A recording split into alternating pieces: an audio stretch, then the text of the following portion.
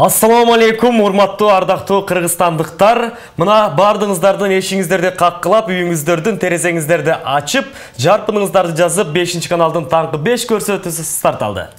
Саламатсыздарбы, арбаңыздар, урматтуу кыргыз элим, барыңыздарга кутман таң калуу менен адаттагыдай эле 5 каналдын таңкы 5 берүүсү өз көрсөтүүлөрүн баштады. Бардыңыздарга агарып аткан таңдай, күлмүңдөгөн күндөй жакшы маанай калуу менен кесиптешим Уланби Абдрахимов жана мен Айдана Эшимова 2 саат бою маанайыңыздарды 100% көтөргөнгө аракет кылабыз. Албетте, урматтуу көрүүчүлөр, биздин программада бардыгы кызыктуу, бардыгы жашоодогудай. Демек, акындын жаңы ырындай, суулардын мөрөк суусундай болуп, бүгүн бир сонун күнүбүздү биз менен бирге өткөрүңүздөр деп баарыңыздарды чакырып кетебиз. Анда эмесе чуу дегенде эле биз бүгүнкү аба ырайы менен таанышып албайлыбы? Кыргызстандагыбызда 7 дубандын аба ырайы менен таанышып алалы. Сен Баткенден баштайсың да? Баштайм Баткенден.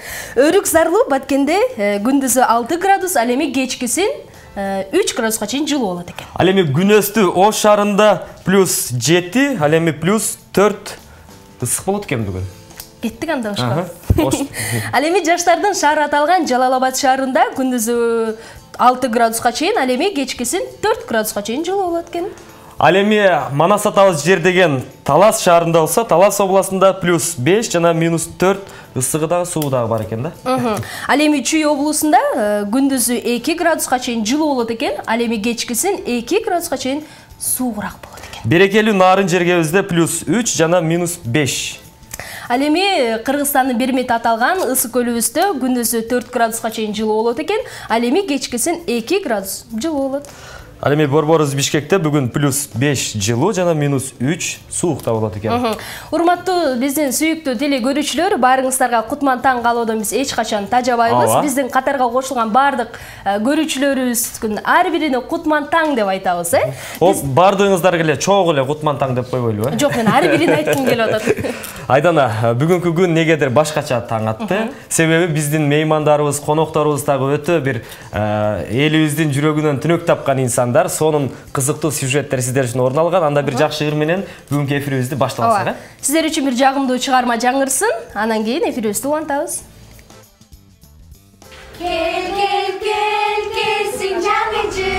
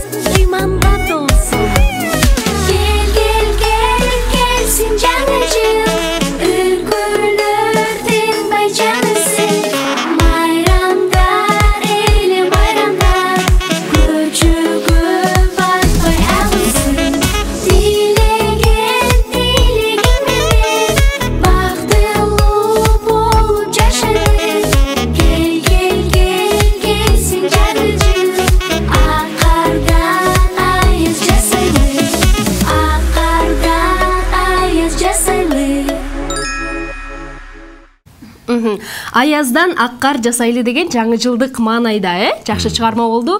Урматтуу кыргыз элим, урматтуу биздин көрүүчүлөр, баарыңыздардын келе жаткан жаңы жылыңыздар менен дагы куттуктап өтөлү. Бир саналуу гана күндөр калды, биздин жаңырган жылыбызга. Мына жаңы жыл деп сүйлөп калдык.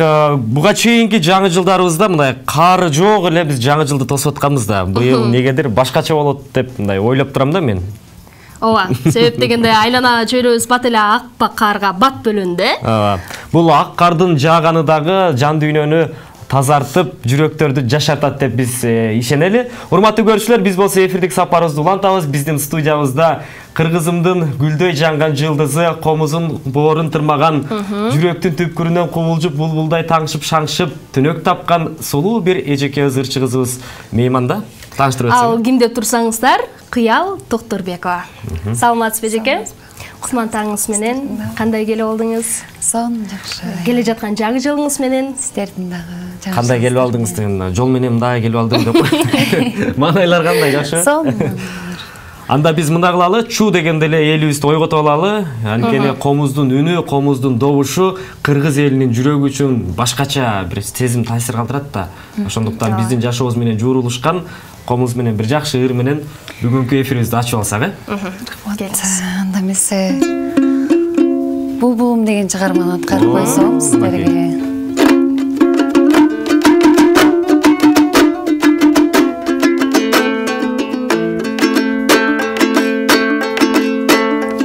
Ар кечте ар таңда боздоп сайрап, азгырып сезимди козгоп сайрап, бир булбул булугуп келет күндө, биз жүрчүң алма бакты болжоп сайрап, албактан адашып көгүм калган, ар шактан алмадай сүйүм калган, ал сүйүм булбулга айлангандай, ашыгын издегени көрөлү таңдан.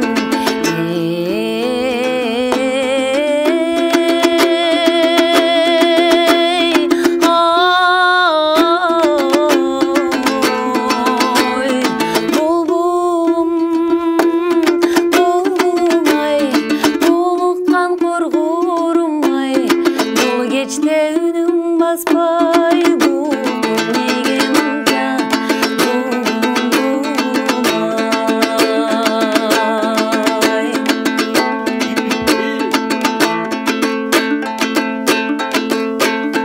Жашайсың жаш булбул токтобогон, жашоодо жан жок эч боздобогон, жашаймын көп эстеп ал күндөрдү, жаштыгым жаштыкаң окшобогон, сайрашың өткөндү эске салат, санар каймал күндөр жетпей калат,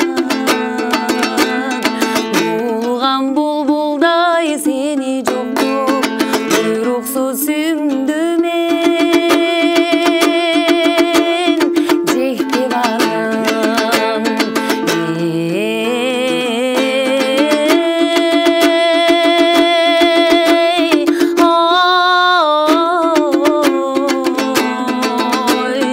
Булбулум, булбулум ай, булуккан коргорум ай, бул кечте үнүң баспай, булуктуң неге мынча,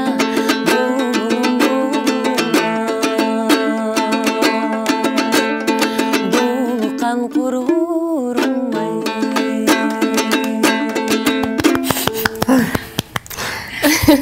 Ар бир Мен сизди элдин баарын ойготот десем, сүйүүлөрдү эстетип ыйлаттыңыз го. Кесиптеш, азыркы булбул аттуу чыгармадан улам ар бир көрүүчүбүздүн короосуна багына булбул конуп ойготкондой болду, Негизи мындай жеңил эле суроолор менен бүгүнкү эфирди өткөзсөк да, анткени таң эртелеп негизи ушул ырчылар ырдап атканда көзүн жумуп алып ырдаганында жакшы ырдайбы же ачып алыппы? Эң оңой суроо. Мен өзүм негизи ырдаганда башкалардын сезими кандай болот билбейм, бирок менде деген көзүмдү жумуп алганда ошол ырга кирип кетем. айлана чөйрөгө бир аз көңүл бурулбай калат экен. Бирок ошол ырдап аткан ырың менен жашайм да. Мага деген көзү жумпурдаганда бир аз оңоюраак болот. Жан дүйнөсү бир башкача болот эмеспи? Ошондо бир образга кирип деп айтып коет, Азаматсыз үнүңүз аябай сонун мындай кубулжуп турат экен. Чындыгында мына ушул талант. Кийинки суроолордон баштайбыз экен. Баардык көрүүчүлөрүбүзгө эле кызык болуп жатса керек. Кыял эжеке, ошол комузда кол ойнотуп калганыңызга канча жылдын жүзү болду? Канча жашыңыздан баштап бул чөйрөгө аралашып калдыңыз? Илгери деп баштабайсызбы? Комузга басым жасаганыма көп болуп калды. 2008-жылдан бери комуз менен ырдап келем. Мектепте окуп жүргөндөн бери. Бул комузга кызыгымдын себеби биздин ата тегибизде бар. Комузга басым жасагандар, анан үйдөн мен чыккым келип, мектептен эле катышып, ушундай бир конкурстарга катышып, кызыгып ырдап келем. Мына комуздан сырткары, мына фольклор жаатында дагы, эстрада багытында дагы көптөгөн ырларды аткарып жүрөсүз да. Мына ушул ырларды тандап алуу бул өзүңүздүн көз карашыңыз менен болотпу же кимдир бирлер менен кеңешип анан тандайсызбы? Анткени сиз азыр көпчүлүк азыр биринчи эле аткарган ырыңыз элдин жүрөгүнө жакын чыгармалар менен биз ушундай таанып атабыз да. Ырдын сөзүнө, обонуна, маанисине, анан жашоодогу алынган ырларга көбүрөөк басым жасайм. Өзүм шаңдуу ырларды бир аз азыраак ырдаганым үчүн болушунча ушундай. Эгер мен көзүмү жума алып ырдасам, анда кайгылуу ырдайм. Ачып алып ырдасам, шаңдуу ырдайм. Шаңдуу ырларды эле ырдайбыз, эми өзүм эле тандап ырдайм го, эми өзүмө жагат. Ошондуктан элге жеткирүүнү аракет кылам. Жашоодон алынган ырларга көбүрөөк басым жасайм деп калдыңыз. Өзүңүздүн жеке жашооңуз боюнча эжекебизди мындай карасак 18 жашта эжедей көрүнүп турат. Өзүңүздүн үй бүлөлүк абалыңыз боюнча дагы айтып кетсеңиз. Эми үй бүлөлүк абалым жакшы эле. 3 баланын энесимин. 2 кыз, 1 уулум бар. Буюрса улуу кызым 3-класста окуйт. Кичүү балам 3 жашта. Кыздарыңызга, комузга кызыккандар барбы? Кыздарыңыздын балдарыңыз ичинде же өзүңүз үйрөтүп, сабак берип аларга? Телефон номерин бериңиз деп эле баштай бересизби? Азыр мен экинчи ортончу кызым бир аз кызыгып музыкальный жакка эметип атат. Ошондуктан аны бир аз чоңойсо берем го дейм. Азыр жаш 4 жашар кичинерээк. Жаш деп калдыңыз. Өз комузда кол ойнотуу канча жаштан баштап туура болот балдарга? Анысын баарын өзүнө талантына жарашыктуу болот дейм. Баланын өзүнүн кабыл алуусуна карап боло берет го дейм. Баракелде. Менде бир сонун бир суроо бар да. Көпчүлүк ырчыларга ушул суроону берем да. Ырчылык, чыгармачылык бул бизнес болобу же мындай жөн гана мындай жүрөгүң сүйгөн үчүн ырдайбы?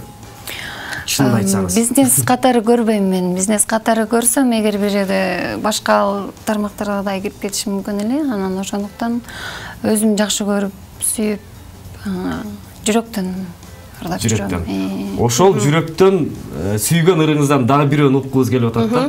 Урматтуу көрүүчүлөр, кулактан кирип бойдалган, жан дүйнөнү сергиткендей эргиткен, көңүлдөрдү көккө учурган, көк чай ичкендей көңүлдүн баарын көтөргөн жакшы эжекебизден бир кыял эжекебизден ыр болсун да. Келиңиздер анда. Апаларыбызга арнап ырдап койсоңуз. Бир кол менен бешикти, бир кол менен дүйнөнү терметкен апалар сиздер үчүн.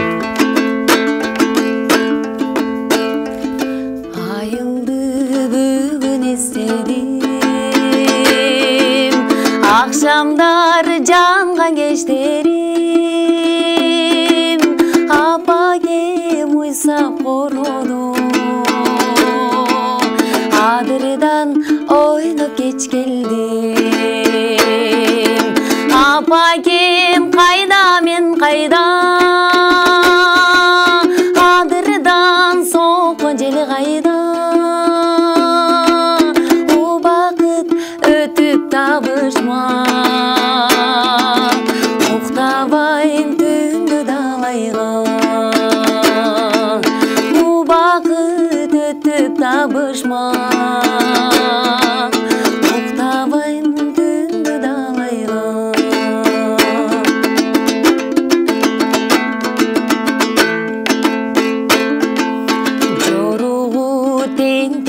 жаштарыбыз жоғазын терип алганбыз жок дүйнө менен алышып жомокто жашап калганбыз апакем кайда мен кайда адырдан соккон жел кайда убакыт өтүп табышмак уктабайм түндү далайга убакыт өтүп табышмак уктабайм түндү далайга. Аз чын айтыңыз, көзүңүз чумганда эмне элестеттиңиз? Албетте баягы бура сүйлөгөн күлгөнгө жакшы, бурулганатты мингенге жакшы, туура сүйлөгөн жүргөнгө жакшы демекчи. Тамашалашып элибиздин көңүлүн көтөргөнүбүз жакшы го дейм, Сиздин чыгармаңыздан кийин бардык энелерге, апаларга бир жакшы калуу тилек айткым келип кетет экен, Ооба, апалар тууралуу сөз түгөндөйт. Бир эле сөз менен айтканда, Аллах Тааланын сыпаттары ушул апаларыбызда бар экен. Анткени энелерибиз турмуштун ар кандай жагдайында сабырдуу болушат. Туура. Мээрими чексиз деп айтылат го дейм. Энелердин мээрими чексиз. Багы айымдарга, аял кишиге чыгармачылыкта жүрүү бир кичине оорчулукту талап кылат, Демек дегенде сырт жакка чыгабыз, концерттерге же бир барыш керек, концерт коюп, бир жака ырдап барыш керек комуз менен. Анан ошого үй бүлөңүз кандай карайт? Жолдошуңуз кандай карайт? Үй бүлөм жакшы карайт, баарды колдойт эми, колдойт. Колдоп турушат баары, менде кыйынчылык жок, чыгармачылык жакка өздөрү барып кел, ырдап кел, мону кий, буну кий деп жөнөп турушат. Кеңеш берип турат турбайбы? Абдан сонун турбайбы? Келиңиз, анда биздин башкы демөөрчүбүз бар, Элит Финики деген, ар бир коногубузга даамын таттырып көрөлү. Биздин дасторконго караңыз. Эң бир сонун даамды. Биздин башкы демөөрчүбүз. Келиңиз, алып пост дейп көрөңүз. Сизге чай бергөйлө, биякта өзүчө бериппиз го. Алыңыз. Айтсаңыз, азыркы тапта кайсыл жакта иштеп жатасыз? Бир окуу жайда, музыкалык окуу жайларында же бир Азыр жумушта иштеп элем пока. Ошол ырдап, жар айтып, абаяттап. Эми негизгиси жанагы ырчылардын баягы негизги кирешеси той болуп калып атат, Той ошону айтайын дегем. Эжекебиз комузун көтөрүп, той топурларда, жакшылыктарда кызмат кылып жүрөсүздөр, Анда келиңиз, бир жагымдуу чыгарма укпайлыбы, Комуздун үнүн кайра-кайра уккум келип атат. Сиз Финикиң жөйлө кайра угуп койсуз. Азыр Эжеге берип, анан биз суроосу берип калдык ошол, Мен көбүнчө ушул лирикалуу ырларга көбүрөөк басым жасайт экенмин. Шаңдуура ырлардан бийлейли биз. Жылыналы, Даярданып туралы. Сүйкүм элестелер Татырбек. Макул. Кулакка жагымдуу бир аз,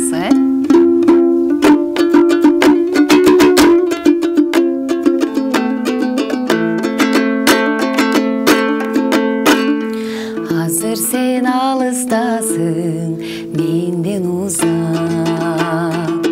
Арадан өтсө дагы канча убак. Элесиң эстен кетпей туруп алдым. Жүрөгүмө салдың эле кандай тузак. Элесиң эстен кетпей туруп алдым. Жүрөгүмө салдың эле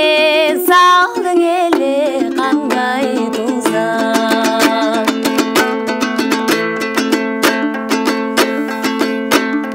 Жазылып бактысына талайына, табылдың кандай жандын маңдайына. Сөйлөрүп жүргөнүңдү сездиң бекен, элесиңди томар кылып жүрөгүмө. Сөйдүрүп жүргөнүңдү сездиң бекен,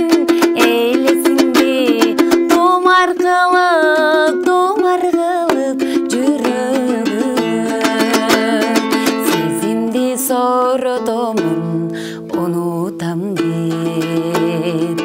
А бирок чындыгында андай эмес. Мен сенден үмүтүмдү үзсөм дагы, жүрөгүмдө жашай берет сүйкүм элес. Мен сенден үмүтүмдү үзсөм дагы, жүрөгүмдө жашай берет сүйкүм элес. Жүрөгүмдө жашай берет сүйкүм элес. Ай баракелде. Жанагы сөз бар го? Сыныктан башкасынын баары жугат дегендей. Эже сиз ырдып атканда мен дагы көзүм жумам, сиз жумсаңыз жумам, ачсаңыз ачам. Аябай сонун талантыңызга таазим. Сиз дагы сүйкүм элестетип. Аял кишилер менен аял кишилер көбүрөөк сүйлөш керек да. Эфирде сырткары сүйлөшөбүз. Баягы элестеттим деп калдыңыз, көзүңүздү жумуп сүйкүм элестеген чыгармага клип тартырдыңыз окшойт. Ооба, мен Айданага айта албай аткан сөздөрдүн баары сиздин ырыңызда бар турбайбы? Келиңиз анда Кыял Токторбаева эжекебиз бизде конокто болду. Убакыт деген учкан куш экен, эжеке бизге келип бергениңизге. Учкан кушту атып салыш керек да, убакытты учурга. Чыгармачылык ийгиликтерди каалайбыз. Мындан ары дагы чоң ийгиликтерди багындыра бериңиз. Жана ошондой эле үй бүлөлүк бакыт каалайбыз. Рахмат, жаңы сиздерге. Ишиңизге ийгилик, чыгармачылык бийиктиктерди каалайбыз биз дагы. Ал эми биз эфирибизди алдыга карай улантабыз. Урматтуу көрүүчүм, биздин катарга кошулуңуз. Кошулган көрүүчүлөрүбүзгө кутман таң деп айталы дагы. Кийинки жагымдуу чыгарма сиздер үчүн жаңырсын. Ала.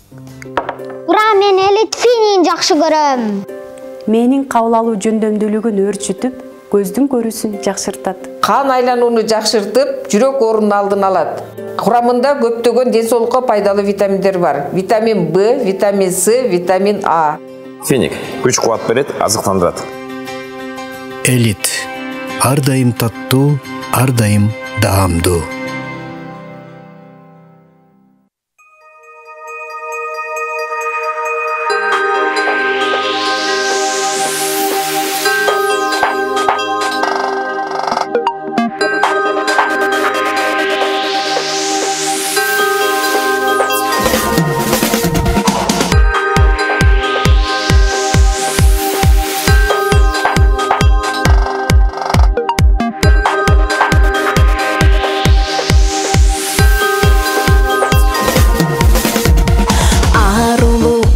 Акардай сезимге жаңы күн аткандай, жаңы жыл жакшылык жашаны көңүлгө бакыт нуру чачкандай. Себели мамыктай акарды, орусун ак бубак бактарды. Жадыра жаңы жыл жараткан жашообуз жарыкыл, жаңырсын жар салып жаңы ыр дем берип тилегибиз кабылган кубанычка толуп көңүлдөр жадырай бер жаңы жыл. О болуп элимдин маанайы, бийиктей берсин таалайы. Ынтымакта болуп ар бир үй жашасын ырыскы каалайлы. Жаңы жыл кут болсун элим, жергеме кут болсун эми. Жадыра жаңы жыл жараткан жашообуз жарыкыл, жаңырсын жар салып жаңы ыр дем берип тилегибиз кабылган кубанычка толуп көңүлдөр жадырай бер жаңы жыл.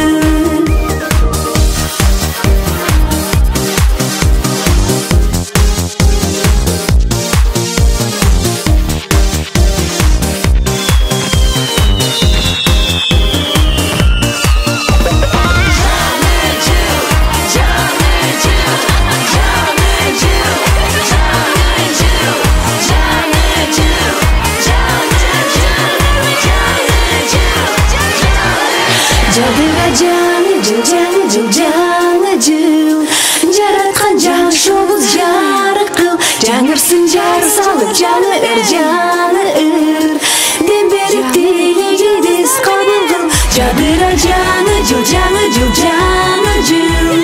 жараткан жашообуз жарык кыл жаңырсын жар салып жаңы ыр дем берип тилеги биз кабыл кыл кубанычка толуп көңүлдөр жадырай бер жаңы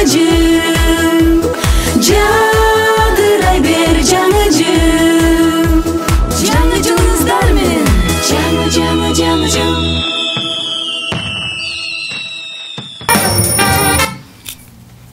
Урматтуу көрүүчүлөр, биз болсо эфирдик сапарыбызды алдыга карай улантмакчыбыз.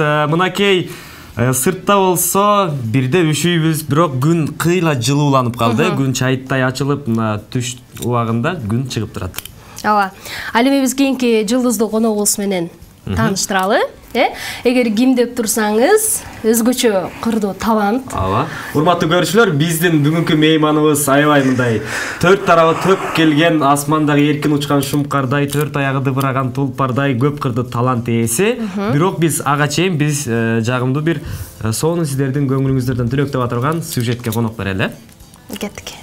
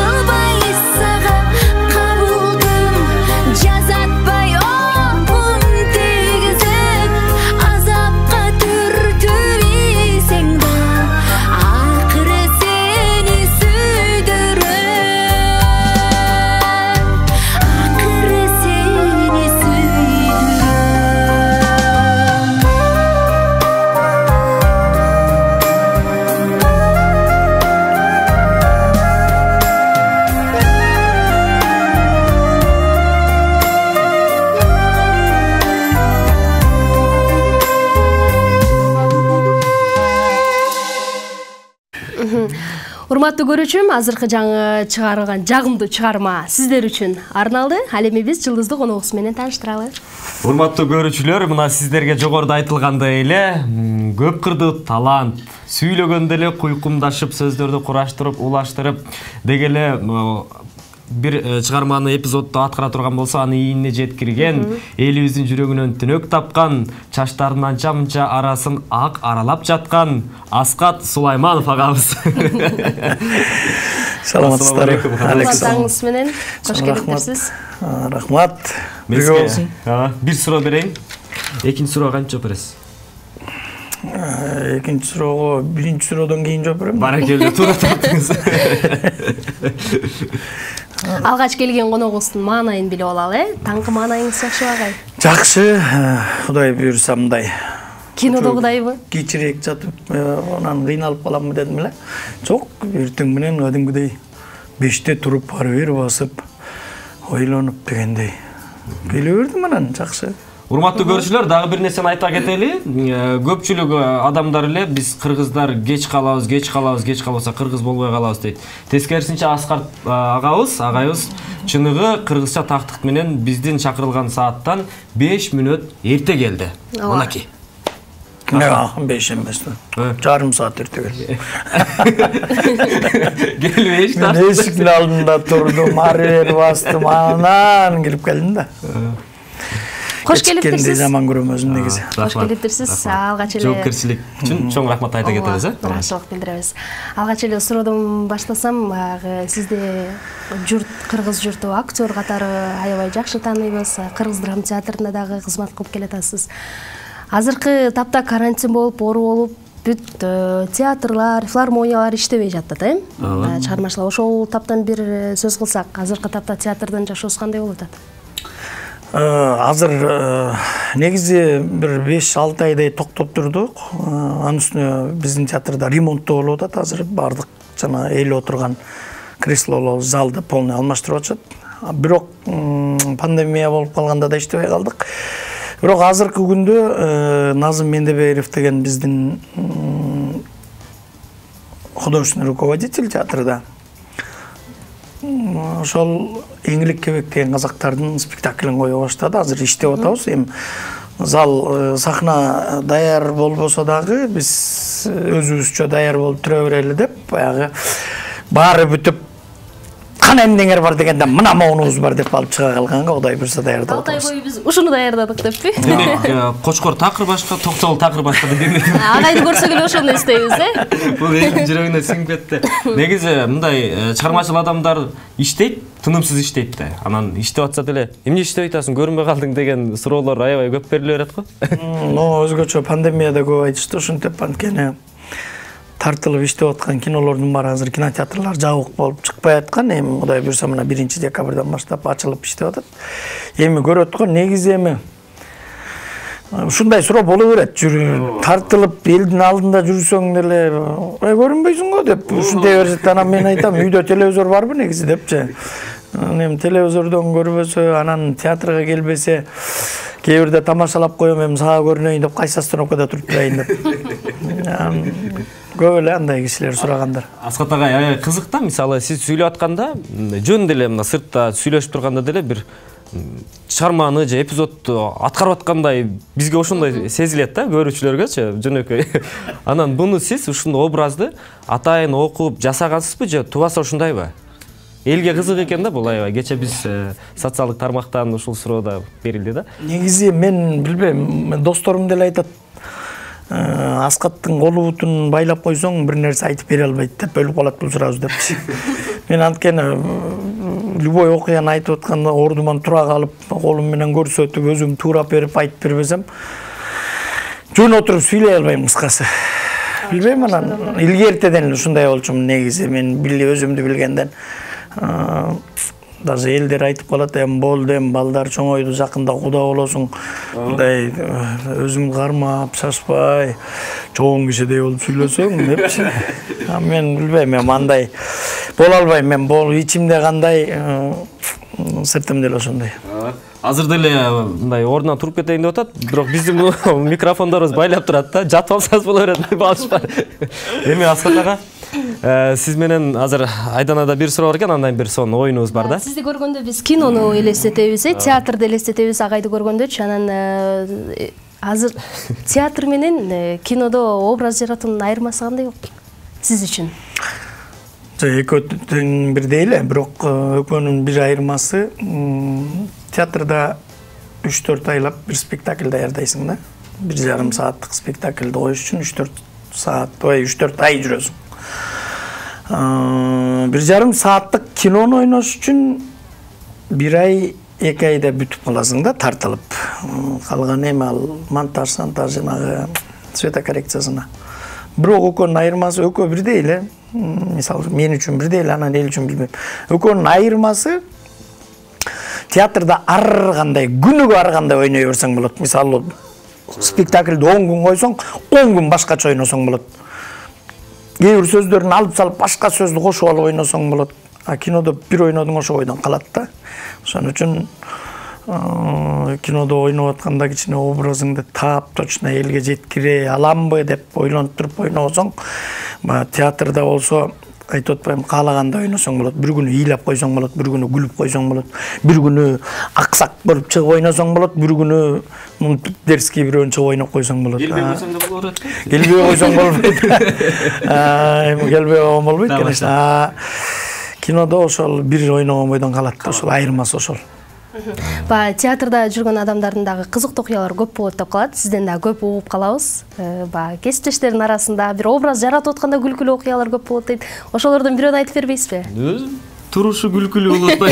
Эми андай көп эле анан сураганды унутуп каласың да. Толтура эле андай чын эле баскан турган сайын эле болот да, андай күлкүлүү окуялар. Анан кинодо деле тиги акыркы Такебайды тартып атканда милицияга бир барган жер бар, ошол жактан милициянын ролун Такебайбыз башка киного дейм. Ошол мен милиционер болчумун да. Форма кийип жүргөм. Эме экен, Бакыт Осмонканов тарткан напарниктердин экинчиси. Ошол жакта милиционер болуп, эмеде турсак бир тойдун ээси чалып калып, маска зада так чыштап кетет элем деп калды. Анан мен деле эчтеке ойлогон жокмун. Мен байке каяктасыз десем, сенчи дейт, мен Октябрьский роудда жүрөм десем, давай, азыр мен бара калам дейт. Оюмда эчтеке жок, мен чыктым, ал байке машинеден түшүп келди. Кандайсың, жакшы, мен съемкада эле бошоп ойтом десем эле, мына Аскат деп эле деген. Портмонесинен алып чыгып, мага 5000 сом. Алсам эле өтүп бараткан балдар камерага тартып, мына коррупция жок дейсиңер, мына милиционер форма чакыр, акча алат. Баягы блогерлер. Өзүң түшүп кеттиңер. Дедим, мен актермун, бул байке мен тойду албадым. Форма чар, бул форма мояктыкы деп эле өзүм жаман болуп кеттим мен. Өзүм тиги байке каткыр эле, тиги балдар дагы жандагылар тааный калып, ой, Аскат байке турбайбы деген айттым, өчүрүп алдык. Эмне деп ойлойт ал? Ошондо бир кызык болду, баары каткырып, ар жакта турган милиционерлер күлүп, эмне болду? Жаман бекен да, тойдун ээси каткырып. Ошондой ситуациялар болуп калат өзүнөн өзү. Эми мына акча темасы дагы айтылып калды да. Негизи мен бир режиссер менен сүйлөштүм да, агай. Сүйлөсөм, биз көбүнчөсү мындай жеке өзүбүз тарткандыктан эки жактан демөөрчү табабыз, бул жактан табабыз, андан кийин актерлорду алабыз, камераларды алабыз, башка нерсе объектин алабыз, ошентип туруп, анан тартабыз атат да. Ошонун баарына келгенде биздин актерлорубузга акы төлөнгөндө кээде аз болуп калат, кээде бере албай калабыз, кинону актатыш керек деп. Ушул жагын дагы айтып кетпесеңиз, анткени бул жашоо да, турмуш. Ооба, турмуш жашоо. Негизи бул бир 10 жылдай болуп калды. Кичине акча жакшы төлөнө баштаганы, чынын айтканда. 10 жыл болбосо бир 5 жыл железно да. Мурун деле төлөчү, бирок аябай аз төлөчү, жана сиз айткандай кээде берилбей калчу, канча кинодон албай эле калдык. Эми көрүп турабыз да, болуп атса берет, өзү жок банкрот болуп, элдер карыздары тытып акчамды бер деп. Бирок ал убакта эмнегедир билбейм, кинолор ошондой чыгып атты эле. Мисалы азыркы именно могу коммерческий кинолор жарып эле атат, акчасын таап эле баягы тартканды билип, сценарийди жазган билгендер. аттарын айтпай эле коеюн. Lexus'tan Lexus'tu minişip үйдө алып атышат. Жанагындайлар бар ичинде. Кой аксагы менен 1000 деп коебу. Ошол бар андайлар. Бере албай калгандар бар. Бербегендерден кантип соттошуп жакалашып мушташмак белең.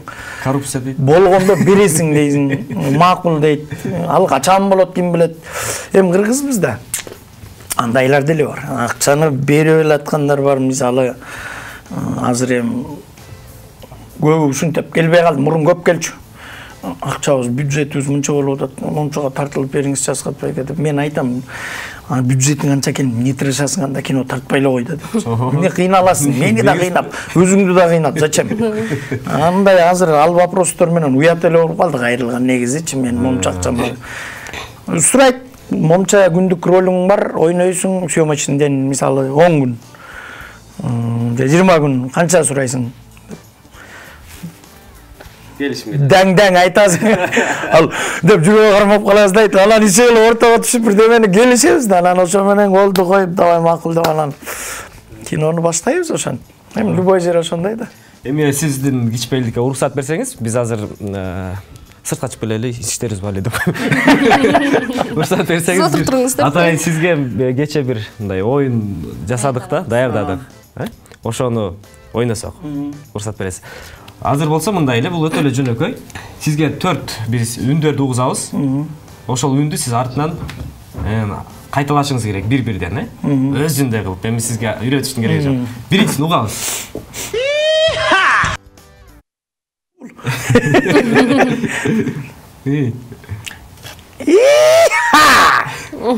Азаматсыз. Мен үнүм анчалык бийик эмес да. Дагы бир жолу ушундай. Үчүнчүсүн дагы. Не?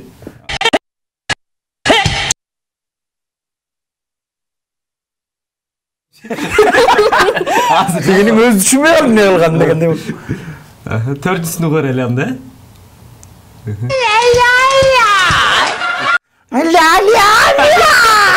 Мен ушул образды, ушул жерин сизге жарашат. Элестеткенсе? Эми ушул музыканы дагы бир угалабы?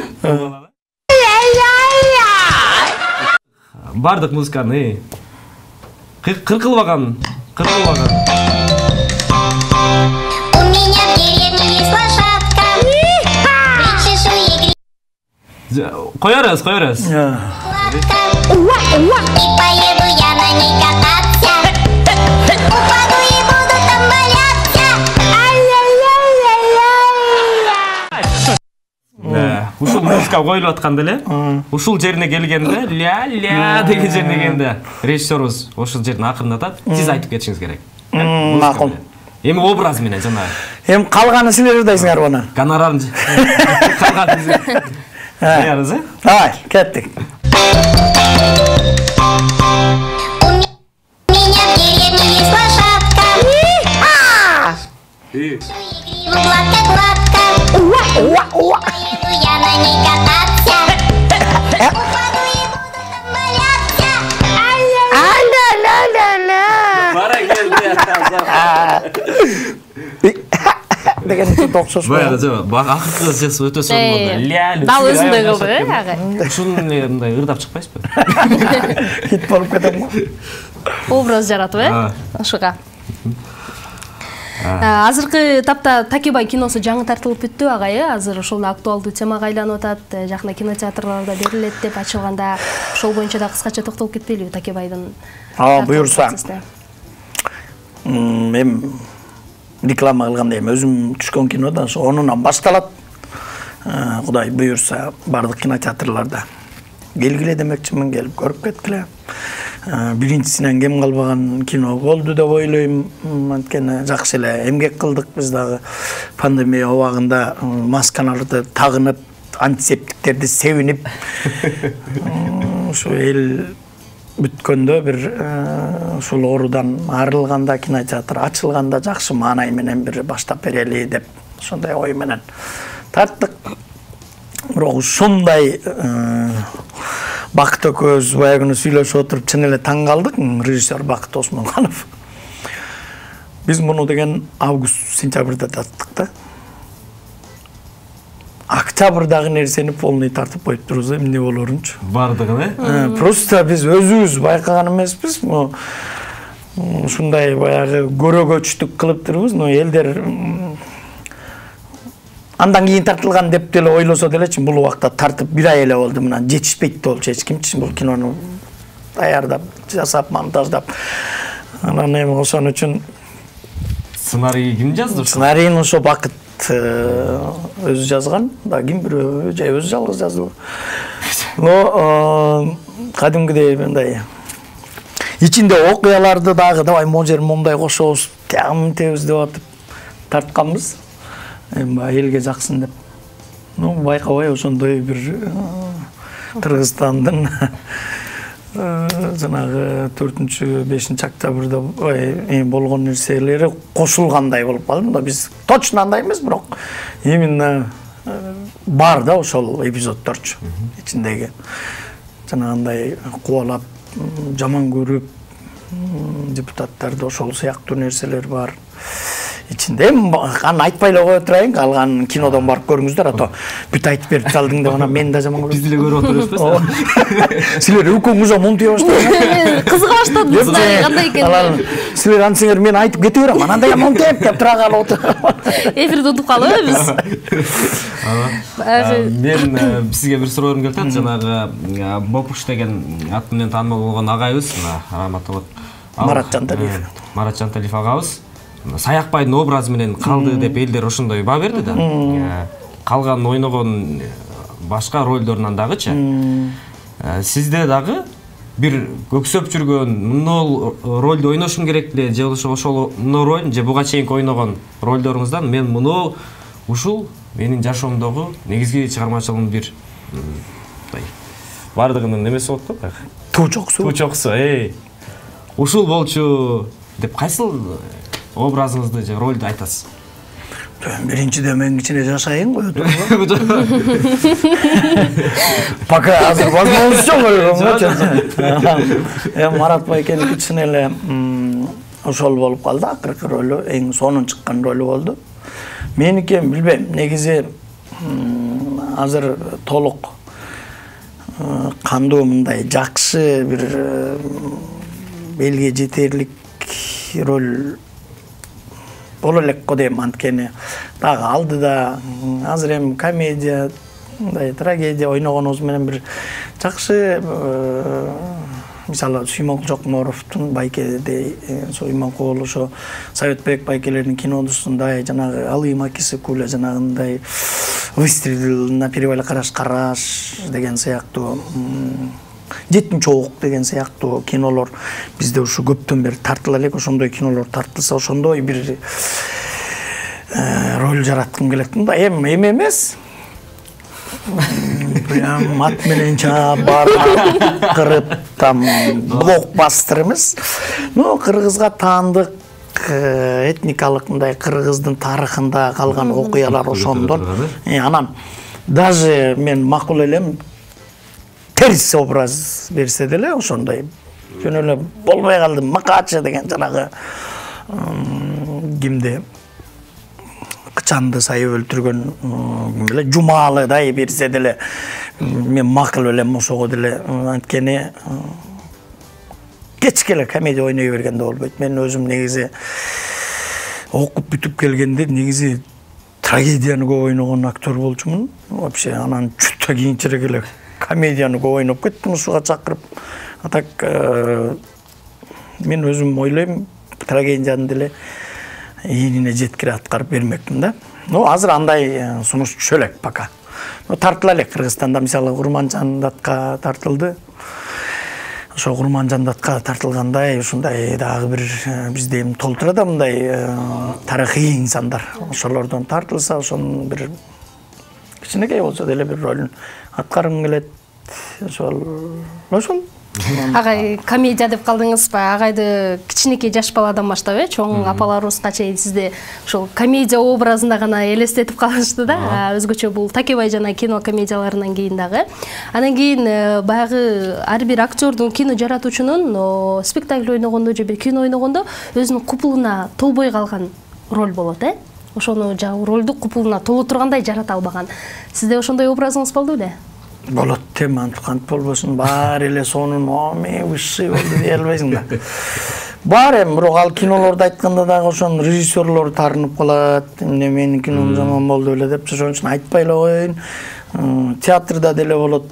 До конца чыкпай калган, мисалы театрда до конца ролуң чыкпай калган себеби ал режиссердон зависит этпейт, сценарийден зависит этпейт, ал именно актердун өзүнөн зависит этет дагы берилген убакыттан. Кээде ушундай тесттик менен чыгарыш керек болуп, мисалы бул убакытка эме уже фестиваль башталат, ошого чейин чыгарыш керек деп кээде бир айдын убактысында чыгарып калган күндөр болот. Бир айдын ичинде ролуңду ойломок турсуң, текст сиңбейт.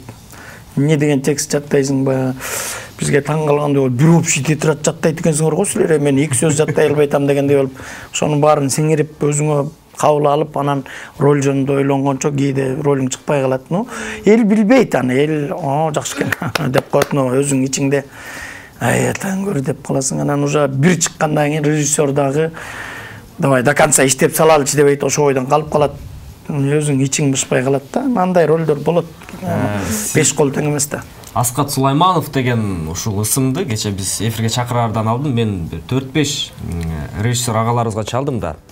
Анан баягы комедия боюнча суроонун баштап бергенин себеби улуттуу мындай роль боюнча депчи. Алар айтышты да. Даярдан агайды чакырат, анан мынтип айтат. Бирөө суу сурап атса, мен нанды берип койсом туура эмес болуп калат да дейт. А биздин азыр көрүүчүлөрдүн психологиясына жараша биз ошол комедияларды тартып атабыз дейт.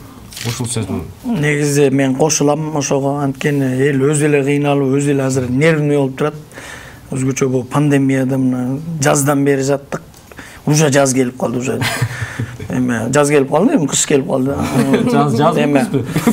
Анан эшик жаз болуп атат. Анысы кандай азыр эл комедияга суусап турат. Суусаган нерсени бериш керек. Чын эле ал кайсы режиссер айтса да туура айттыр. Эл эмнени жактырып турса ошону бериш керек. Азыр өзү мүңгүрөп турган элге оготер трагедияны ойлой турган болсоң, үйдө барганда точно уруш болот да. Лучше күлүп барганда дагы бир көп нерсени унутуп, көчө күн эле кечинде Данияр деген бир инем чалып калыптыр, ушу пандемияда чарчадым Аскат байке. Такебай баштаса бир чогуу барып үй бүлөбүз менен бир отуруп көрүп келеличи деп чалып коесузбу мага деп. Макул чалып коеюн дедим. Бул көрдүңбү? Көчө күнү айтылган уже таза бүттүм дейт, ушундай жумуш жок, үйүндө отурушат. Өзү циркач, чын айтканда баягы анан циркте токтоп турат да. Ошого айтат барып, жок дегенде күлүп кичине настроенияны көтөрүп келеличи, ооруп атабыз баарыбыз деп. Анысы кандай? Азыр элге күлкү керек да, көбүнчө. Позитив керек. Азыр билбейм, элдин баары акылдуу болуп кетти, уже эмне болуп кетти иши кылып. Эме Инстаграмга жөн эле сүрөткө түшүп барып койсоң, бетиң менен сен эмне түшүп алгансың, анан эмне деп элем. Түшүнбөйм, мен баягы жолдон келатып боом капчыгайда жана таш түшкөн жерде уже канча жыл болду, ушуну оңдоп койбойсуңар деп жазсам.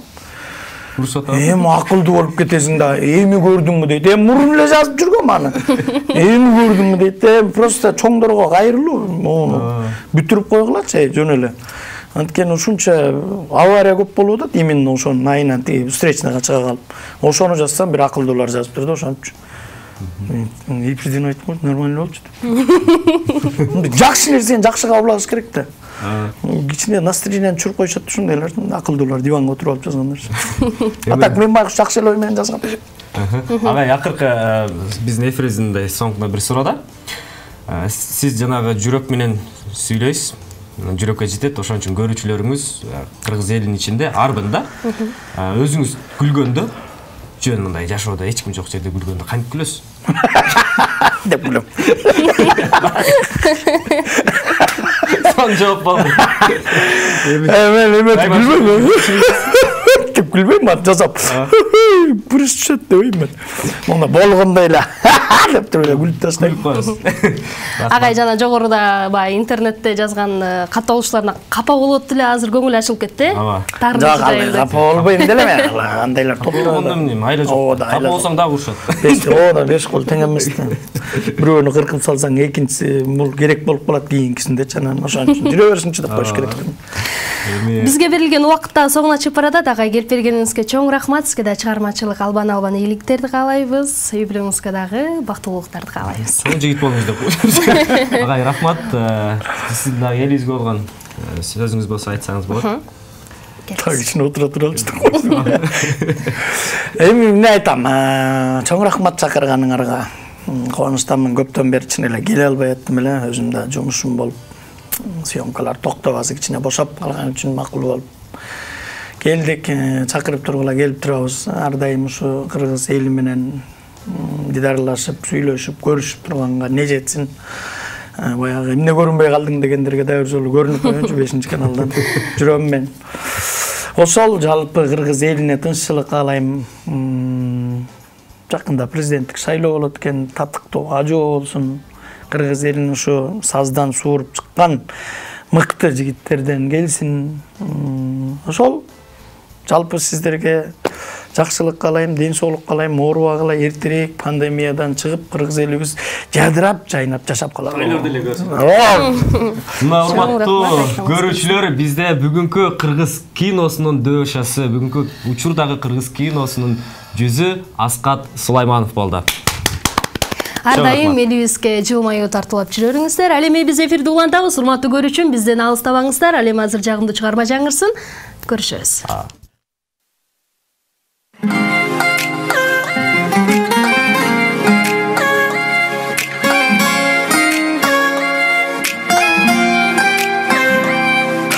Сөзүң балай сүйлөгөнүң таттуу, миң буралып бийлегениң аккуу, карындашым, карындашым. Бактыбыз бар экенин сездик, бактылуубуз жетелешип өстүк, агатайым, карапайым. Тарынычтуу абалында, карындаштын кабагына, бир айласын издеп табарбыз. Ардактаган, айырлаган, жакшылыгын аябаган, менин агам капкурагымсың.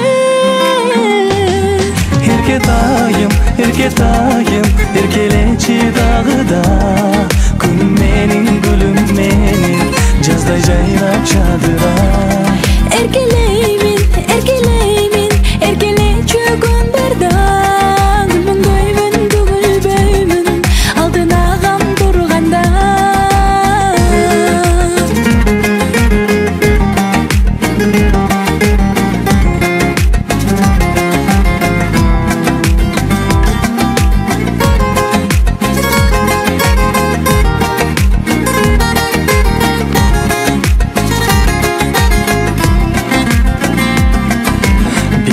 Карындашым эрекем, бир ажайып ырдайлычы келсең, карындашым, кыз сайкалып.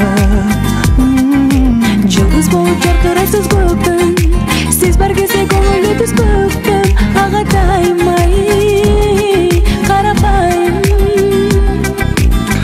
Тарынычтуу абалына, карындаштын кабагына, бир айласын издеп табарбыз.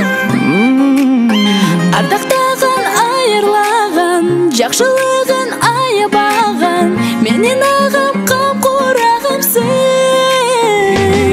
Эркетайым, эркелечи дагы да, күнүм менин, гүлүм менин, жаздай жайнап жадыра. Эркелеймин, эркелеймин, эркелечү күн барда, күлмөңдөймүн, төгүлбөймүн, алдын агам турганда.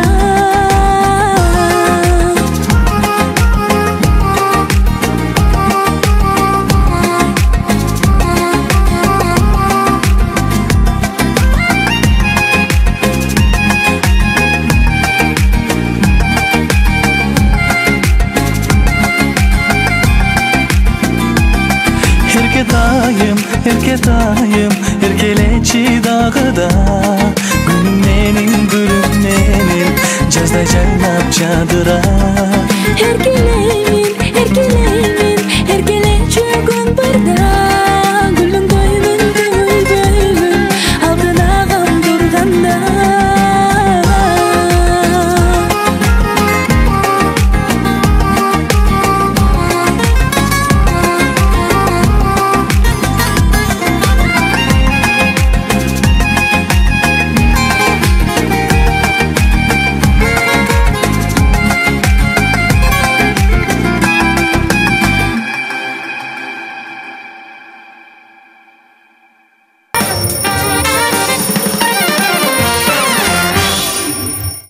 Эми Асхат агай кетесизби? Убакыт бүттү. Убакыт бүтүп кетпейт. Жакшы барыңыз.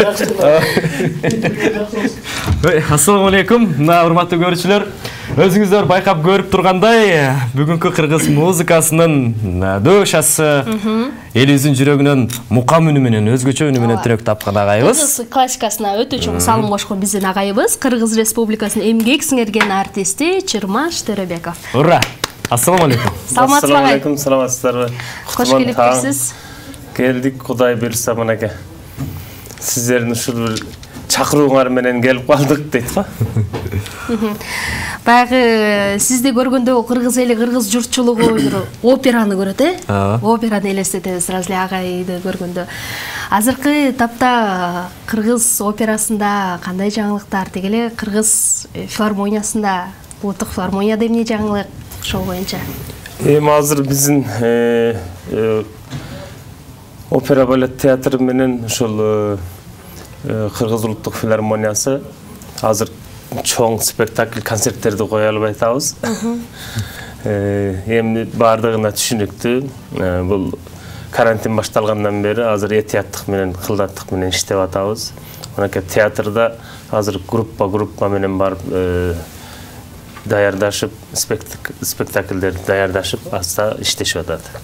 Ал эми филармонияда ушул биз эгер концерт берсек жок дегенде 1000 адам чогултат экенбиз. Ошон үчүн азыр концертти токтотуп койгон. Азыр өзүбүзчө ар бирибиз үйүбүздү даярданып атабыз, программалар жасап дегендей.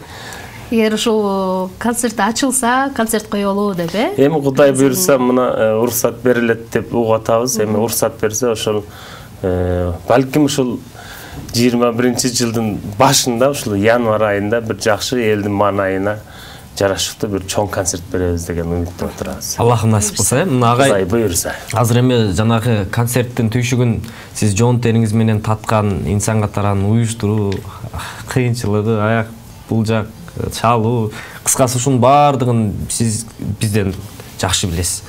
Анан ошондуктан азыр тойго таптап калды да көп ырчыларчы. Чыгармасы дагы ошол жака кетип калды да. Ушун баары бизди майдалап атат деп элдер, айрым коомдун бөлүгү ушундай пикирлерди айтышат да. Чындыгында негизи сиз мына чыныгы чыгармачылыктын атасы катары дейсизби? Кандай баа берет элеңиз ушу көрүнүштөргө бүгүнкү?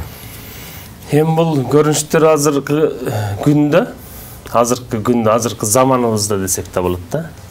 Азыр мынакей чыгармачыл балдар, кыздар көбөйдү. Эми ар тармактуу чыгармачыл балдар, кыздар көбөйүп атат да. Кээ бирде ушул сахнага ылайыктуу эмес, эфирге ылайыктуу эмес ырлар менен чыгышып атат. Анан аларды карап туруп, эми заманга жараша болот экен, аны эч ким тие албайт азыр. Мурдагындай закон жок. Бир чети карап көрсөң, ушул профессионалдуу жакшы окуп билим алган, мисалы училищаны бүткөн, музыкалык школдорду бүткөн, консерваторияны бүткөн профессионал ырчылар кээде чыкпай калып атат да сахнагачы. Бир чет ошол өкүндүрөт. Бул жерде ошол айырмасы моундай жакшы концерттерди бере албай калганыбыздан дагы бир жаман акыбалда турабыз да азыр. Эми өзүңөргө белгилүү, элдер деле көрүп атат, элдер деле угуп атат, билип атат дегендей, азыр өзү мамлекетибиз туруктуу болбой турат да азырчы. Эгер мамлекетибиз туруктуу болуп, Кудай буйрса мына президенттик выбор келе атат астыбызда. Татыктуусун тандап алсак, Балким ошол Кыргызстанды өсүп өндүрүп, бардыгын ордуна койсо керек деп ойлойм да. Мына ошол биздин алтын бешик мекенибиз, түркөгүбүз, Кыргызстаныбыз, жалпы көрүүчүлөрүбүзгө бир сизден ыр болсам да, Акапелла, Акапелла. Кемес. Мейли, жакшы бир чыгармалардан тартуулап коелу, таңкы маанай деп бардыгын ойготот окшойбуз. Өзүбүз ойгонгон. Кургула болду иш кылыш керек да. Аны эмес ошол Чыңгыз Айтматовдун повестинен, Делбирим деген повестинен Ильяс менен Аселдин образын берген Жолдошбек Бусурманкулов агайыбыздын ошол Ильястын ыры деген бир жакшы чыгармасы бар. Ошону аткарып берейин анда. Мен көлгө жалгыз келип байыр алдым, торгуздум махабаттын пайдубалын, тагдырым таталы жолдо жаңылышып, долондан канатымды мен кайрып алдым, тагдырым таталы жолдо жаңылышып, долондон канатымды мен кайрып алдым. Эстечи асел көлгө келгениңди, суу жекти сүйүү антын бергениңди, мен жокто сылай жүр деп самайыңдан, тапшырга мысык көлдүн ай шамалына. Мен жокто сылай жүр деп самайыңдан, тапшырга мысык көлдүн ай шамалына. Комдан көп күндөр өтөр өтмөк, келерсиң сен да жаным мени көксөп. Мен азыр жалгыз учкан акку болуп, баратам Памир көздөй асел издеп.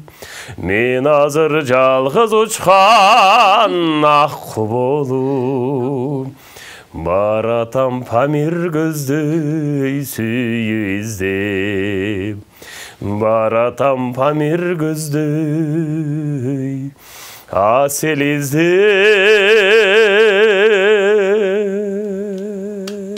Ай, баракелде. Акку болуп десеңиз, мен айдананы 3-4 жолу карап көрдүм. Аппак кийинген аккудай болуп. Ушу Арнаурда атат окшойт, Аселге эмес, Айданага деп ойлоп калдым да. Ат алмаштырып деп. Ага, эми мына биз жана өзүңүз айткандай түйшүктүү проблеманы сүйлөй берсек түгөнбөйт экен. Өзүңүз айткандай, мына биздин таңкы 5 элибиздин маанайын, жүрөгүн, көңүлүн ойготу да. Анан сиз тамашаларды кандай түшүнөсүз? Мындай тамаша сүйлөп калса элдер. Жеңил эле суроолор менен. Мен деле тамашалап сүйлөшүм, өзү тамаша көбүрөөкмүн өзүндө. Тамаша сүйлөйм мен дагы көбүнөчү. Көбү тамаша сүйлөйт, аны мен сразу түшүнөм, кабыл алам. Кээ бирлер капа болуп калат го. Туура эле кабыл аласыз. Мен туура эле кабыл алам. Эми сурап алып туруп, жакшы айтты. Мен себеби, буну сураган себеби агай кичпейилдик, эгер уруксат болсо, мына сизден алдын келген коногубуз Аскат Сулайманов мырза дагы бир биздин оюнубузга катышып берди. Эгер макул десеңиз, сиз менен бир оюн ойносок кандай дейсиз? Көрдүм ал оюнду. Башкача оюн. Андан да башкача. Сиз менен башка оюн. Мен менен башка оюн. Азыр сиз өзүңүз жакшы көргөн ырдан бир куплет ырдасаңыз? Bir küplet mi? Kara bir tonun barınan, kaldayıp uçup kuş kanat, kara kız suludat kayımay, kanday bir canga tuş bolat. Ay, barakelde, yemin. Ага, мынакей. Түшүндүңүз окшойт. Моолар. Ай.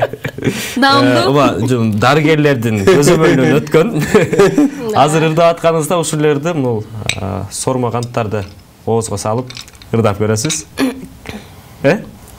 Келиңиз. Аракет кылайын эми бул. Мындай улам көбөйтүп турабыз да бизчи. Баардыгын салыш керек бе аягына? Көбөйтөрөбүз, анан ырды кандай. Ошону көргүзгө келип атат. Эми көрүүчүлөрүбүзгө биртикке кызык болсун деп атабыз да. Мындан жеңилирээги жок. Жеңилирээги бар, буну салыш керек. Бирден салайынбы? Экиден салайын. Экиден салсам өнүм чыкпай калат го мен. Ошо чыкпай калганы кызык да. Көөлөп атат окшойт. Келиңиз. Кеттик. 1 2 3. Нускасы мен ойнап турам. Кара бир таанын барынан калдай өтүп кошканан кара көз сулуда кайым ой кандай бир жанга тушпалы. Чыгарбай турасыз. Азыр могу экөөнү сала алабыз. Батпай калды. Мындай. Бирөөнү көрөлү. Бирөөнү. Дагы, муну салсаңыз, мына ыңгайлуу. Таңдайга. Батпай калат, да. Размери билет. Бирөөнү. Ошону кармап туралы запаска, Бирөөнү кошуп коесуз. Бирөөнү кошуп коесуз. Эми үчөө менен көрбөйлү. Үчөө менен көрөлү. Анан баштадык. Ойноп турайын.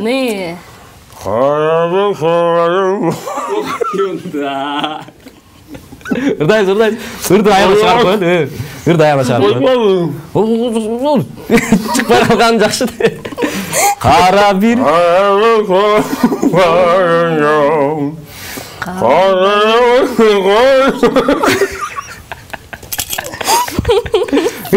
Эки сап калды агай. Болбойт экен. Кол чабылат. Чыгара берсеңиз болот. Биз ойлоп муну эрип өткөндөн ырдалып калат турбайсыңбы? Сладкий. Муну салып койсом кийинки ойунчуларга саласыңар? Жок. Ушул сизге белек этип беребиз. Кетип атканда кетиңиз. Ушуга калып бериңиз. Бул четиреке коюн анда. Идиши менен. Меники аралашып кетпесин дейт го. Мындан кийин сууну ичиңиз дагы. Ооба, атайын суу алып даярдап койгон. Анан биздин башкы демирчүбүз бар, Элит Финики деген. Ошондон бул жеке курмалар келген. Мындан ооз тийип көрүңүз. Ырдабайсыз, коркпой эле. Бул жөн эле ооз тийиз, чейсиз. Эң дандуу, таттуу. Ооз тийиңиз деп алып туруп анан мындан 5 туту ырда дебейбиз. Жок, ырда дебейбиз. Аткайымдуу кайрадан. Бисмиллахиррахманиррахим. Ильястын ырдаңыз.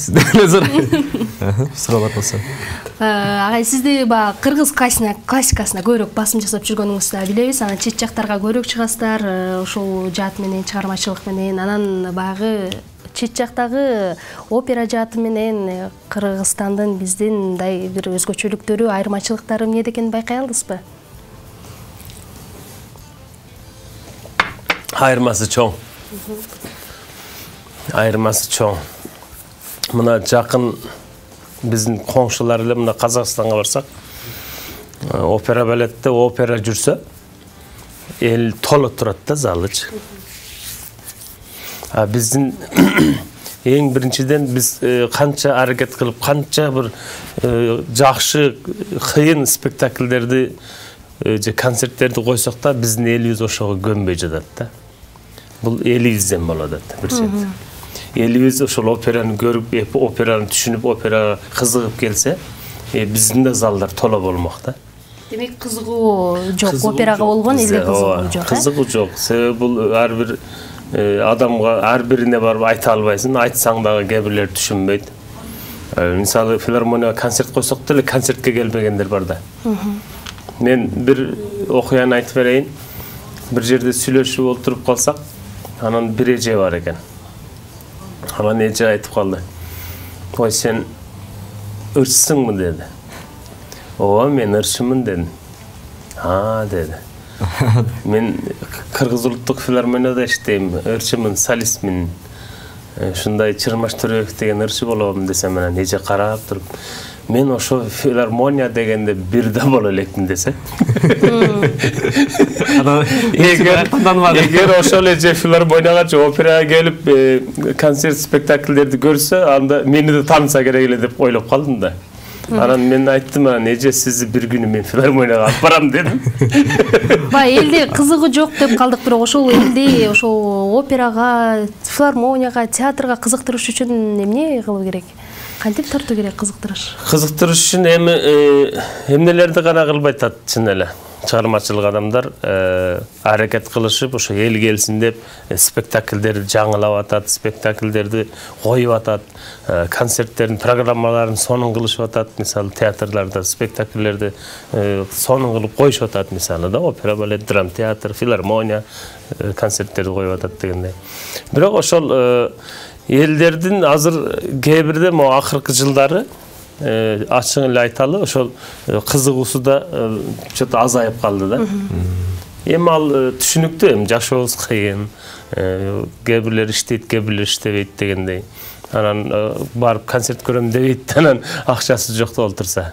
Агай, кечээ сиз менен эфирге мен сунуш кылып сүйлөшүп кеткенден кийин, демек классика боюнча сүйлөшө турган болсок деп мен бир психолог менен барып жолугуп кеңештим да.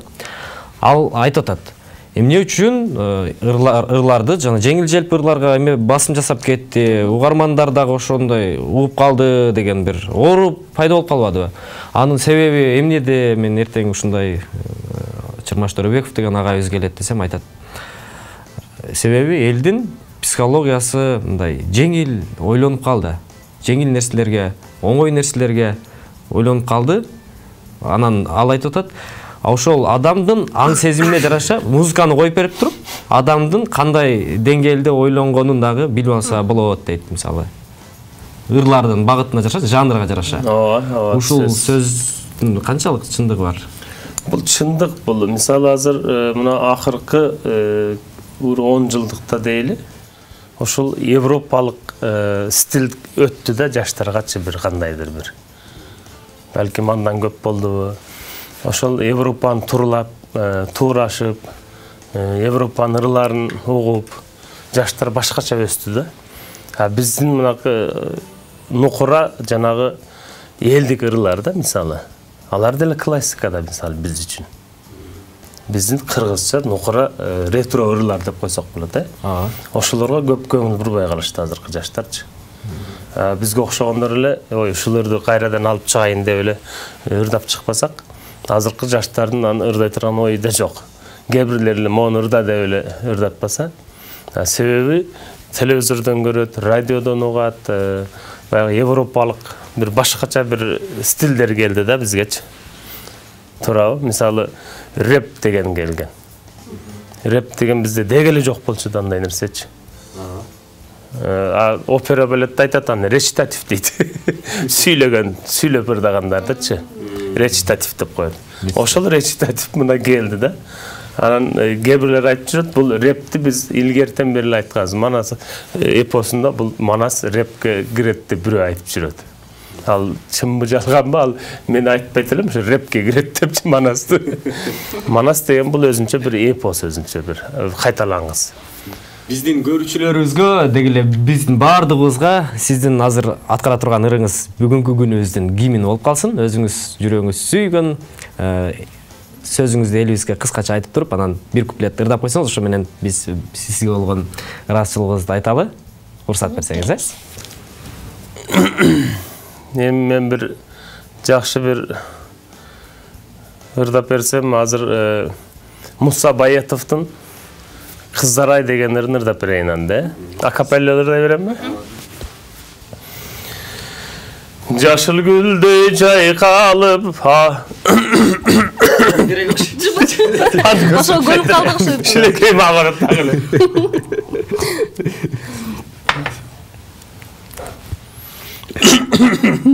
Сиз ырдайсыз, мен ордуңузга суу ичип коем. Келиңиз. Жашыл гүлдөй жайкалып, ала тону төрөлөткөн, Акчыбектей буралып, балапандай тең өскөн. Басканын сонун маралдай биздин ала тонун,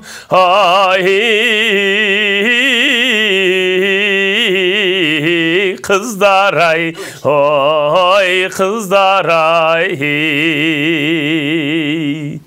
15-нден ай толуп жарыгы тону жапкандай, таң сөгүлүп жаркырап алтын нуруну чачкандай, басканын сонун маралдай биздин ала тонун. Ай кыздар ай, ой кыздар ай. Қалқылдап көлдің үстінде аққулар чардап жатқандай, қанатын тарап қазірдік аққулар чардап жатқандай, басқаның сонын маралдай бізден ала тонын.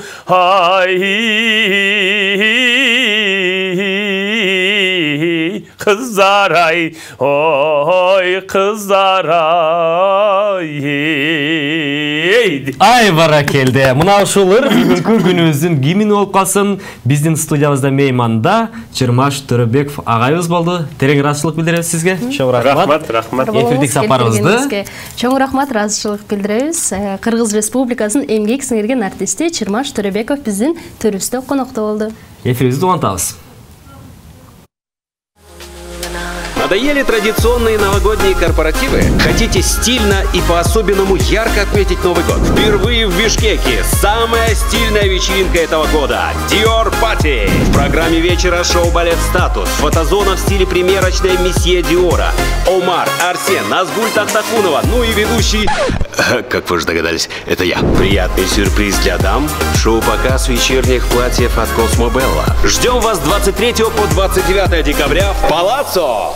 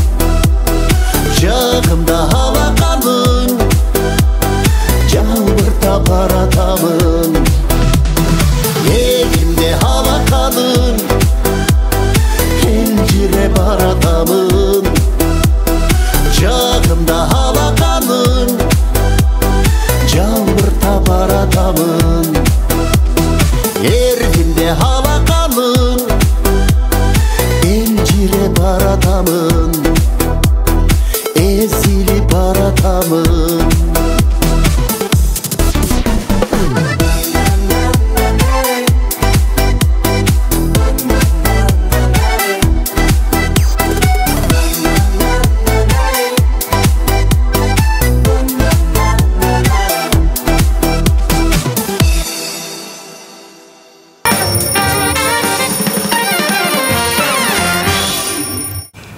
болсо эфирдик сапарыбызды улантабыз. Бардыгыңыздардын жарпыныңыздарды жазган эң эле бүгүнкү эфирибиздин сонун ширин асел шекер бал жерине жеттик окшойт. Анткени жакындардын көңүлүн көтөрүүчү куттуктоо рубрикасында кезек, биринчи буйртмабыздан баштай берсек, Базар Курган районуна караштуу берекелүү жаңгагы жерге жайнаган жайкалган жашыл төрлүү айланам абаңдан сууңдан шаркыраган дайраңдан мен кагылам.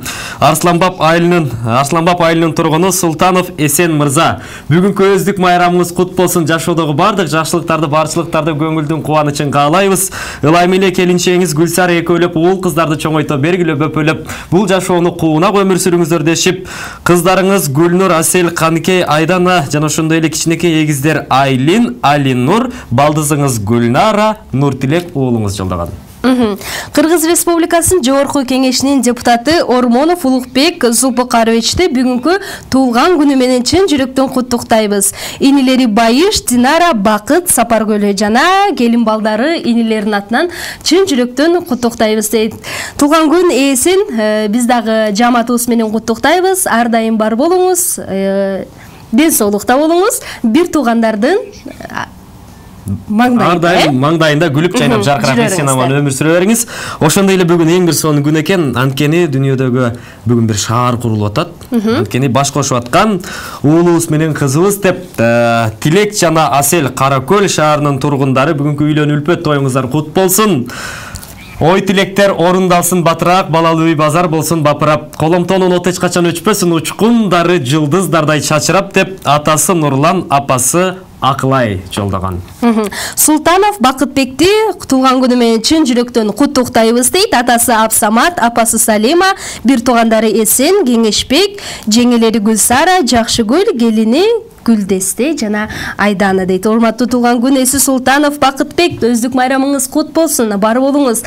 Ойлогон ой максаттарга жетип, дүйнөдөгү бардык жакшылыктарды каалайбыз. Ооматташыңыз өйдө кулап, жылдызыңыз жаркырап жанып, ар дайым ийгилик бети сиз тарапка ырылып, жылуулап, жакшылыктар келе берсин демекчибиз. Урматтуу көрүүчүлөр, эгерде сиздер дагы алдын ала бизге куттуктоо буйртмаларды берүүнү каалаган болсоңуз, анда 0777 74 81 74 кайталаймын, плюс 996 777 74 81 74 номерлер аркылуу алдын ала WhatsApp аркылуу бизге буйртмаларды берсеңиздер болот. Урматтуу кесиптеш, анда келиңиздер туулган күн ээлеринин атына жагымдуу чыгарма тартуулайлы. Азыр ушул менен урматтуу көрүүчүлөр, биз Айдана, бүгүнкү эфирибизде мынакей көрүүчүлөрүбүздүн аз да болсо биз көңүлүн көтөргөн болсок, анда максатыбызга жеттик деп ишенели. Бүгүнкү келген биздин жылдыздуу конокторубуз дагы жакшы маек куруп берди.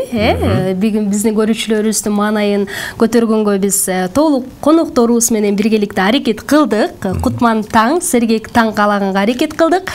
Урматтуу көрүүчүм, эгер сиздин бүгүн маанайыңыз көтөрүңкү болуп, сизге жакшы маанай тартуулай алган болсок, анда биз бүгүн максатыбыз жеттик деп ойлойбуз.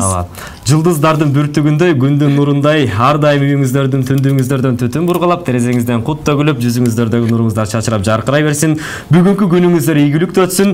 Биз бүгүнкү эфирди студиядан кеткибиз келбей турат. Анткени өзүңүздөр жакшы билгендей, урматтуу көрүүчүлөр, жанагы убакыт деген учкан куш экен. Кайрадан көрүшкөнчө ар дайым таңкы 5 сиздердин жүрөгүңүздөрдө болсун деп ниет кылабыз.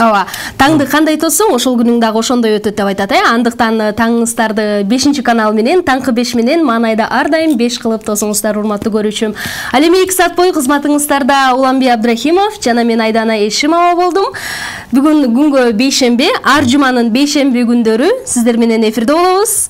Андыктан эфир аркылуу амандашканча саламатта калыңыздар. Бар болуңуздар. Ура, мен Элит Финин жакшы көрөм. Менин кабыл алуу жөндөмдүүлүгүн өрчүтүп, көздүн көрүүсүн жакшыртат. Кан айланууну жакшыртып, жүрөк орун алдын алат. Курамында көптөгөн ден соолукка пайдалуу витаминдер бар. Витамин В, витамин С, витамин А. Феник күч кубат берет, азыктандырат. Элит ар дайым таттуу, ар дайым даамдуу.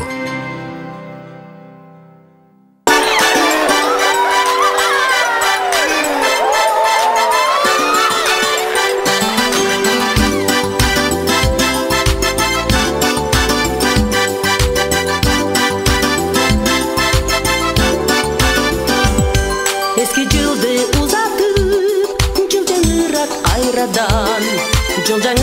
жашоодо өзгөрөт деп самаган босо жылды адамзат жер шарында жашаган үмүт менен күтөбүз кереметтүү жаңы жылда ар бир үйдө үгүт болсун жат болсун аткарылы ару тилек башыңарга бак консун жаңы жыл кирип келди кайрадан жаңы жылдан жакшылык күтөт элдер сандаган тынчтык сүйүүнү куттуу барыңарга кааларым өр күлкүгө чуулганы жаңы толсун айланам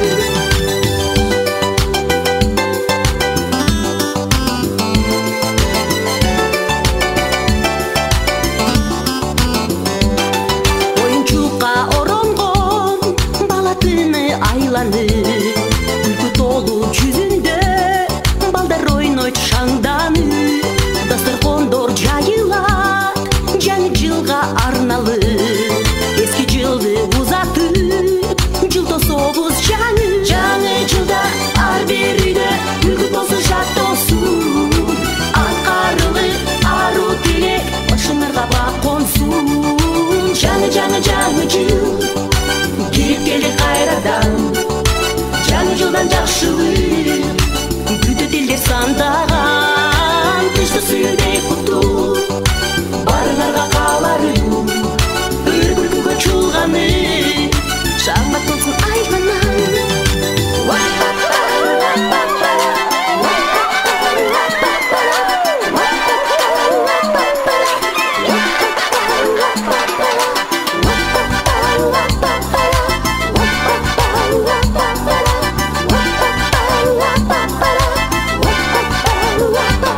сааттын жылы кебеси 12-ни каттыра шаңга толуу көчөлөр салып көккө атылат ар бир үйгө жаңы жыл кирип келет жаркырап каалоо тилек айтылат жаңы жылда ар бир үйдө үгүт болсун жат болсун аткарылы ару тилек башыңарга бак консун жаңы жыл кирип келди кайрадан жаңы жылдан жакшылык күтөт элдер сандаган тынчтык сүйүүнү куттуу барыңарга кааларым өр күлкүгө чуулганы жаңы толсун айланам жаңы жыл кирип келди кайрадан жаңы жылдан жакшылык